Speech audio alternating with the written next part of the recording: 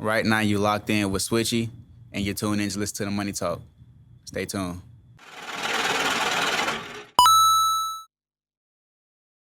Welcome back to Listen to the Money Talk. We are with Swichii today. Swichii, how you feeling today? I'm feeling good. How about yourself? I'm feeling well, better days are coming, but today is definitely a good day. Wanna know why? Because I woke up this morning. Yes, ma'am. That's right. That's the most important thing. I say, my brother, I say. Yes, But ma'am. first things first, tell these folks what you do, what you got going on. I am a producer, engineer, sort of songwriter. That's really it about me. I don't really do too much else besides working, but mainly just producing and engineering. Right. So on the entrepreneur side, you're just in the music industry and you're just kind of like getting your feet wet and everything, getting everything mastered up, getting them hours in and stuff. Yeah, most definitely. For sure. Definitely. Fun fact. I don't know if you remember. Well, you probably do remember. But for your senior project in high school, didn't you intern or mentor at a studio? Yeah, at Dolphin Street Sound. Yeah, it's pretty lit. Yeah, it was a. Who'd you mentor with? You mentor with Josh or? I mentored with Keelan. Shout out to him. Shout him out. He was the I think it was the head engineer there. I think. That was back in 2019. 2019. Yeah, 2019. Yeah. It was the last semester of senior year. Yeah. That was a cool experience being in that actual environment like that. I was in a couple of sessions. It was cool. I know that was pretty cool. I didn't at first when I had when you told us what you were doing, it kind of rung a bell to me because I was like, wow, I think that'll fit you really nice. And then as years went by, because we graduated a while ago, it's 2022 now, and you're in the motion and you're still putting the work into it. So for one, I just congratulate you. Thank you. Staying consistent and pushing forward and pursuing your dreams. So thank you. For sure, Ski. With the producing, you said you am producer, engineer, and songwriting. Yeah, I write a little bit, kind of for myself here and there, but that's something for a totally different time. Like a hobby or something. Yeah, it's more of a hobby. Not as much as actually making music and sound designing and stuff like that, but it's just it's kind of something I kind of want to just kind of tap into. Yeah, because I like that. Why not type thing? Yeah. I listen to a lot of different music, and it's certain things that was happening at one point in time in my life. It started me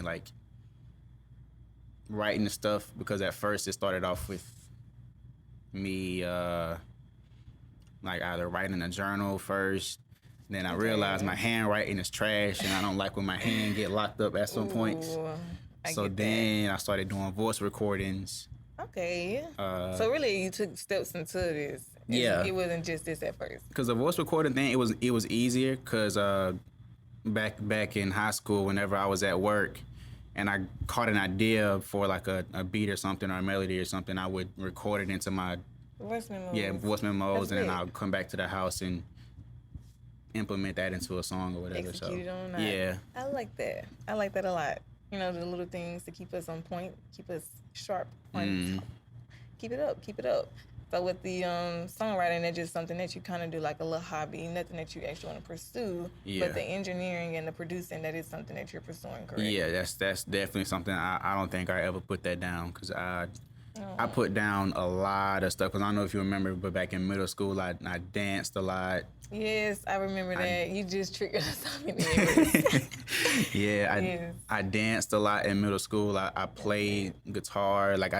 I stopped because you playing the guitar. Yeah, I used to play guitar a lot. I used to play piano a lot, and I used to dance a lot. When I got into high school, I don't know what it was. It's just a switch flip, and I just stopped doing majority of that. I still have some of the music. Yeah, I still have I know my way around them a little bit, but I don't think I can move like I used to. You probably I don't want to try it.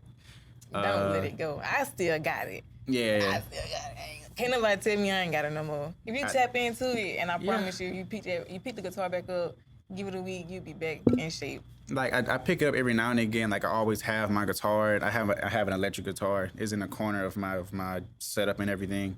I always make sure I keep it keep the strings changed after a while because they get rusted after a while, and keep it dusted. Even though I don't pick it up often, I still try to keep it as clean as possible, as you should. just so I can, if I do decide to come back to it, because I implement it in my songs every now and again, like just have it in like the background or something. But I haven't, at least I haven't released a full beat with me using no, that's a lie.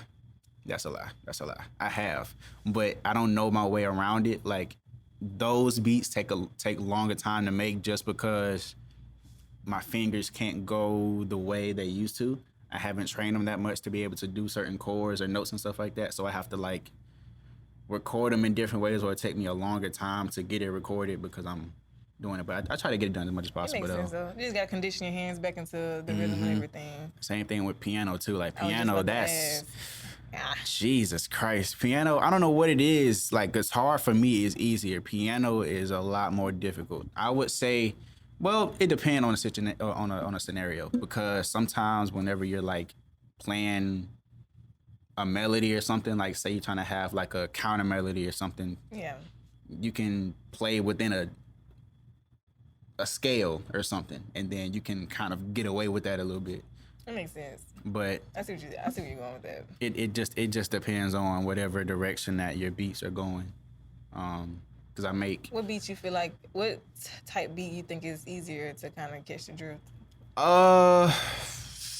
If I'm not thinking about it too much, I would say hip hop. Because I try to. If you've heard my music before, I try to like do different things. Hence why my name is Swichii, because I don't like to be stuck in a box of like making one type of thing or like following one type of blueprint. I want to. Yeah, so because original like most of my background is like electronic music, like dance music and stuff like that. That's because that was all I used to dance to. That was all I listened to in middle school, and that was just like that's kind of what got me into producing today, because I used to make a lot of I tried to make a lot of like it's called dubstep. I tried to make a lot of dubstep. How was that going for you? When I first started, I would say that it set me on the right track. For sure. For like sound design and mixing. Because making like dubstep sounds, it takes a lot of engineering and sitting there and like actually making a sound come out the way you want it to, and like because it's kind of a science to it. A lot of people don't really like to look at it that hard just because of how time consuming it is, which I understand. But for me, it's fun because I can sit there and like be like, oh, well, this frequency on this sound can be a little bit down, so the way this frequency from this drum or from this melody can come in, and you know, that way they won't clash with each other. Because sometimes whenever you listen to like certain songs and stuff like that, like say for example, on a lot of songs, it's very common for like the snare to be loud compared to everything else. Like you ever listen to a song, like even if it was on like mid volume and you like still kind of got a little screech, you know what I'm saying, like it got like a little like that little high pitched thing to it, something like extra loud, and you just like you wincing at it. I don't want that in my stuff, you know. I don't like to I would rather not have somebody like turn it down just because of how loud one part of the song is as opposed to the entire song. So that makes sense. Learning like how to sound design and dubstep and stuff like that kind of it definitely helped me figure out like the mathematics of it, because it's kind of what it is. Like it's real, like you kind of started out with something a little more challenging, and that set the tone for where you at now. So the way where I'm at now, it's kind of like I'm able to like go into different things and design sounds a little bit easier because of, you know, what I started off with. Because I used to spend hours making just sound, not even a song, just sounds. Because when I first started, I used to like try to release like 2 or 3 songs a month. And that was like strictly like just full blown sound design of whatever I came up with. They don't sound the best now that I look back on it. It did set me on the right track though.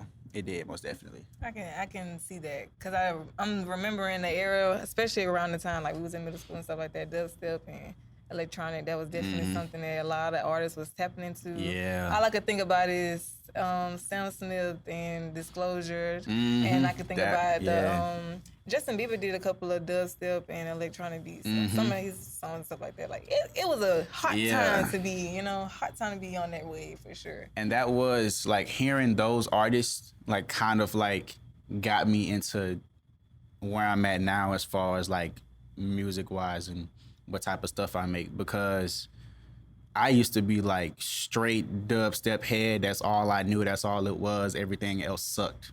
That's all. That was my main thing. I didn't want to tap into nothing else. But then I feel it. When I got into, because I started making music when I was 16. After a while, I started getting into like subgenres of electronic music, and the more I went into that hole of like going into subgenres, it ended up becoming like, it wasn't even subgenres. It was just like they were rooted from the mainstream genres of music that we hear today, like R&B, jazz, blues. All of them are implemented in some way into electronic music. They just were altered, and over time it ended up being something crazy. Right. Like and that's what we how. got today. Yeah, because at first, like I want to say up until like probably like 3 years ago, I didn't listen to rap music at all. Like I hated rap music. I don't know what it was. Just couldn't get with it. I could like even growing up hearing it, like it just never rocked with me for real. Like I rock more with like, I hate when people say this, but I rock more with white people music. I get what you say. We know what you mean though. Yeah. But yeah, for sure. Like I rock more with that, or like just something that was like outside of the box of whatever we hear on 93, Yeah, I feel that. Not the typical, environmental. Yeah, like, cause like most of the stuff I heard, like most of the stuff I heard was like, not saying it's like an issue with it. It just didn't rock me for real. I didn't really rock with like gangster rap or nothing like that for real. It just didn't. I don't know. It didn't resonate with you. It didn't resonate with me at all, and I couldn't see like I could see the hype with it when I was younger. I just couldn't rock with it. So it was just like, I'd rather rock with no words than words about some shit I don't fuck with. So basically, I think that was you just being true to yourself. Like hearing that it didn't resonate with you, you can't relate to it, stuff like that. It's just like, well, not really my take. Yeah. And that's fine. They got you in your own lane. Look at where you at now. Like that's definitely perfectly fine. A lot of people need to be more accepting of stuff like that, because it's okay if somebody don't like to listen to this type of music. And it's okay to have multiple, you can have different types of music to like, because you say you listen to lots of different types of artists and music. Yeah. Like, name your top 5 genres of music. All right. So I would say right now is definitely top 1 R&B for sure. For sure. Because I used to, it kind of started with like, I kind of figured it out a couple years ago when I was listening to Bryson Tiller a lot at one time. And then I started like, the more time went on, because I went through like a weird phase. I'm still kind of going through it now, where I'm like new music it doesn't really do it for me as much. But then I go back to like old, like Usher or D'Angelo, who else? Raheem Devon, like just like a lot of like R&B artists that my mom used to listen to.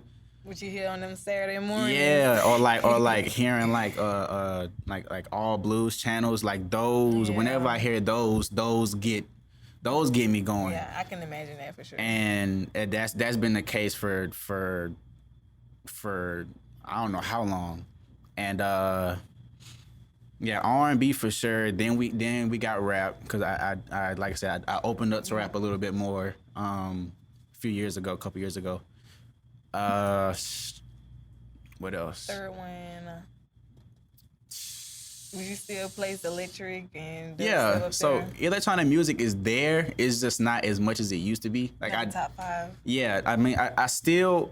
So I have kind of like a vision for like things I want to do. So last month, in July, I released, including like collaborative albums. Don't know why I did this, but I don't know why we did this, but I had released with like some homeboys, like we had released our collaboration project.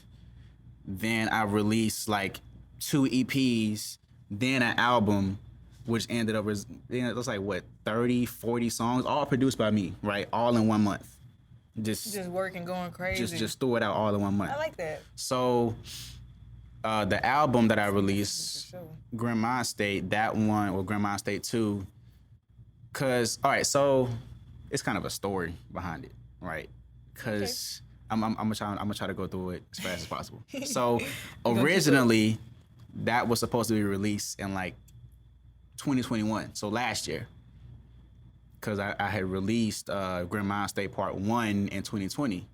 I was making a lot of music in 2020, and in 2021 I kind of had like a plateau. Like I just couldn't make any music for real. The stuff I did make, I didn't like it for real. So I was just holding on to a whole bunch of music that I wasn't really messing with for real. So it was just like, you know. Just kind of something you want to just put on. Yeah. So Grandma State 2, I had the idea for that when Grandma State 1 came out. But when because I had originally made like 30, 40 tracks for that album. And it was like, I hated every single song on it. I hated it. So I would leave it, because it's best to leave something and you don't like it, to leave it, come back to it, see how you feel about it later. And I would have those, I had that for like a year. Leave it, come back to it, I would love it. Then the more I listen to it, I would hate it again, leave it, come back to it. Same cycle. Yeah, I feel So I was like, you know what, I'm gonna just remake it. So I made another batch of like 30, 40 songs for it. And I picked out like 11 or 12 songs from the things that I actually like, you know, wanted to show everyone. Because I do want to put Grandma State 2, some of the tracks up for sale, because some of them were for people that I'm potentially working with, and some of them were going to be like for sale. But it was going to be like a thing, because I want to make a whole beach store. That's still coming soon, by the way. Just to have like people that want to get some music from me, instead of having to, even then you could hit me up and I could make you something personal, and you know, we could do it like that, because I'm willing to work with anybody making anything. I've even reached out to people that like I wanted to work with that are totally different spectrums of sound and genre. I just want to work with That's great. as many people as possible, because I love to sit down and like work on a body of work with people. Like Adam, for example, the second, when we made Heights, that one was we started recording that one last summer. And it didn't get released until like February this year. And that whole process, because we had to re-record that because my computer had took a dump on itself and deleted everything. Ooh. It was kind of my fault. I remember you telling me about that. Yeah. Yeah. And it deleted a lot of stuff, but it also put us on track of like coming up with newer ideas. And that's not the first, I don't know why. I kind of have like a knack, like since I've been making music, the old computer I was using, I had to go through like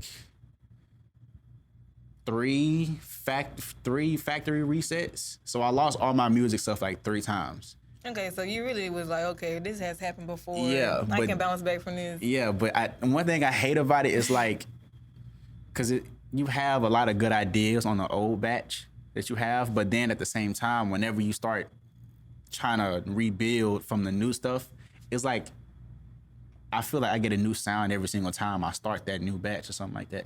Yeah, so, you're evolving as you should. But yeah, like working with Adam, it's because of him that I got really into like the hip hop thing, because he raps. And he showed me like a lot of different like reference things to look at, as far as, because he has a wide spectrum of rap that he listens to. And we put all of that together into the project, and it ended up becoming what it is now. And we are so happy with that project. That's one of my favorite bodies of work today. Like that's beautiful. And like I said, I appreciate anybody I work with, because I learn something from everybody I work with. That's because you're not putting yourself in a box. Yeah. So that's allowing you to just continue to switch lanes, you know, and keep diving into different stuff and being more diverse and versatile in different genres and aspects of music. I think that's pretty cool. I'm proud of you. Appreciate it. I'm proud of you. I'm proud of you for sure. I'm gonna give you flowers while you got them now. You're doing your thing. Yeah. So you named your top 5 genres. Mm-hmm. Name a top 5 artists that you're listening to right now. Top 5 artists, in no particular order. No order. We're not gonna put no pressure on you. When you get in the close, Dang, first that's thing you hard. play. All right, so we got The Weeknd. I love The Weeknd. Let's see. Probably Kehlani. Okay. What else? This guy named Naji. I think I'm pronouncing that right. Naji. How do you spell it? Naji. Okay. We'll look into that. Usher, but most of his old stuff. I don't really like his new stuff for real. Do you like the new song with City Girls? Is it a vibe for you? Nah. I didn't think you like that. I like when it come to Usher, I don't know. It just feels right, like the Confessions album. Yeah, the one he's really got his. Yeah, when he was in his I Love You bag, top tier. Top One tier. Of a kind, like prime. And even like, I would say like his album after that was all right. Let's see, we got The Weeknd, Kehlani, Usher, Naji, and for the 5th one, who gets that 5th spot? That's a good question.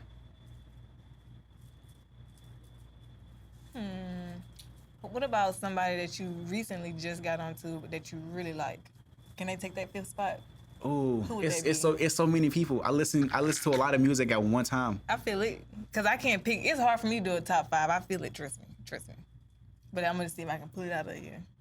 What you got? I can't. Okay, so. Do you feel like it's like 3 or 4 of them? Cause we could just throw them all on that list, you know.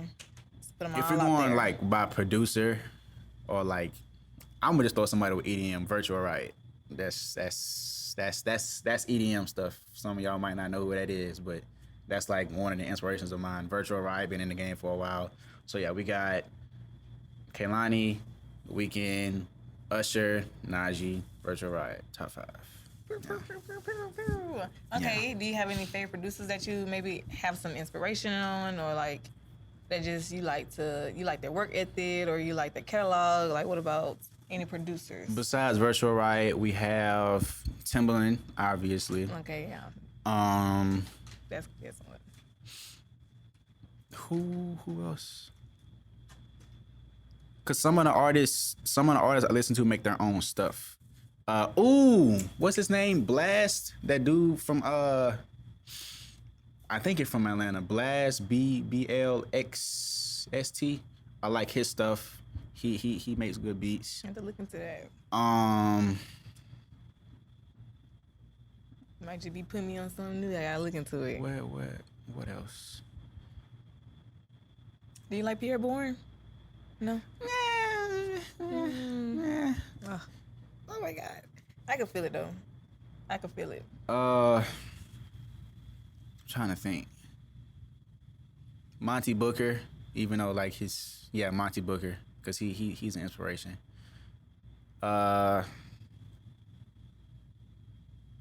What's his? I don't know if I'm pronouncing his name correctly. Dark Child. Yeah, he was the producer for Michael Jackson. Mm-hmm. And yeah, Brent Rambo. yeah. Brent Rambo. I like him. And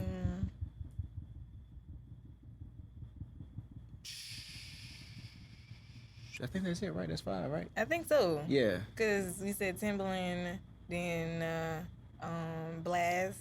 Mm-hmm. Did you put Monte Booker? Monty Booker. What was the last person we just said? Oh, Brent Rambo, and then did you put Virtual on? Who was the person you put on? Timbaland, Dark Child. Okay, yeah, that dude was Dark Child. Monty Booker. Yeah. Brent Rambo and Blast. Yeah. Brain is working, I tell you. Yeah, a lot of different people.